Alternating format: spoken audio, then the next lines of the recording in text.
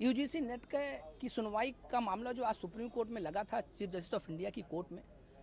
आज सुनवाई में ये हुआ कि जब हमने बहस की तो ये बताया गया कि 11 लाख 9 लाख लोग हैं जो री एग्जामिनेशन से भी और सीबीआई के रिपोर्ट से एग्रीव्ड हैं। तो ऐसे मामलों को सुनवाई करते समय चीफ जस्टिस ऑफ इंडिया साहब ने कहा कि देखिए ये ऑलरेडी एक डिले भी हो गया है और ऑलरेडी एग्जामिनेशन की एक कंडक्ट करने का एक प्रोसेस स्टार्ट हो गया है, तो हम इंटरफेयर नहीं करते हैं। लेकिन मेरा मानना यह है कि देखिए आज हमने कोर्ट में जाकर के उन लोगों की बात रखी, वो जो एग्रीव थे, जिन्होंने 18 जून को अपना एग्ज़ाम दिया, एग्ज़ाम देने के बाद 19 जून को एग्ज़ाम कैंसिल कर दिया। तो सवाल इस बात का है कि अगर कोई सीबीआई कोई इंक्वायरी हो रही है तो उसकी सीबीआई की इंक्वायरी कंप्लीट होने तक का वेट करना था, ये हमने कोर्ट को बोला।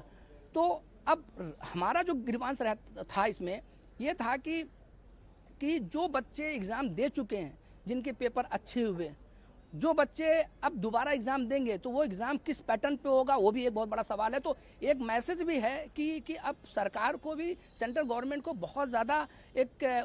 कॉन्शियस रहना पड़ेगा कि ऐसे मामले दोबारा ना हो, कि इससे कि कोर्ट में आज हमने दाखिल किया, कोर्ट में दाखिल करने के बाद हमें फैसला हमारे फेवर में नहीं आया, लेकिन हम समझते ये हैं कि उन बच्चों के करियर के साथ दोबारा कोई अन्याय ना हो, दोबारा उनके साथ कोई ऐसी बात ना हो कि जिससे कि वो जो अपनी प्रिपरेशन उन्होंने की थी, जो उन्होंने अपने एक्सपेंसेस किए थे, जो उन्होंने टाइम लगाया था एक पेपर को तैयार करने में और एग्ज़ाम देने में, तो वो एक बहुत बड़ी चीज़ थी जिसके लिए हम लोग यहाँ पे सुप्रीम कोर्ट में आए थे, गुहार की थी हमने। तो सुप्रीम कोर्ट ने कहा कि नहीं, हम इस पर इंटरफेयर नहीं करते हैं क्योंकि ये प्रक्रिया चल चुकी है, हो चुकी है। तो आज से बस इतना है कि